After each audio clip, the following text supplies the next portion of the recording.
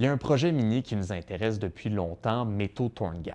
C'est un projet de mine de terre rare dans le nord du Québec et d'usine de transformation à Sept-Îles. Pour l'instant, c'est un projet qui en est à l'étape d'études environnementales. La production devrait commencer en 2028, mais c'est un projet qui soulève la question à quoi ça sert les terres rares. Métaux Torngat, depuis le début, vante son utilisation dans la transition énergétique. Mais à travers nos recherches, on a aussi découvert qu'elles sont utilisées dans plein d'équipements militaires. Quand on dit défense, moi, j'ai pas armement en tête. Tous les pays ont besoin de défendre, d'assurer la sécurité de leur pays. Peu importe le mot qu'on choisit, les terres rares sont utilisées dans le domaine militaire. On retrouve notamment le dysprosium et le praséodyme dans le système de propulsion du F-35. Dans des sous-marins, le néodyme est aussi utilisé dans le système de guidage de missiles.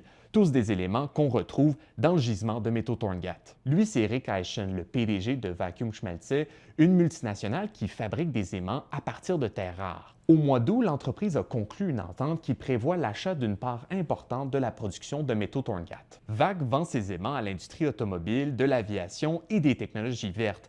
Mais depuis plusieurs décennies, à petite échelle, l'entreprise fournit le secteur de la défense, en Europe comme aux États-Unis. Bon, Métaux Torngat le répète, ces terres rares seront surtout destinées aux moteurs de voitures électriques et aux éoliennes.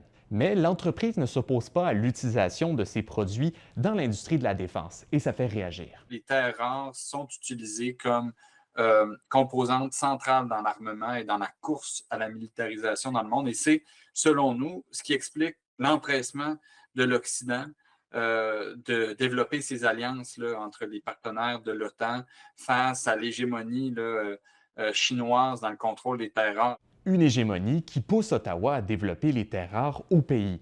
Parce que Mark Carney a deux buts, réduire la dépendance du Canada face à la Chine qui contrôle plus de 90 du marché des terres rares et par ricochet, renforcer l'industrie de la défense canadienne.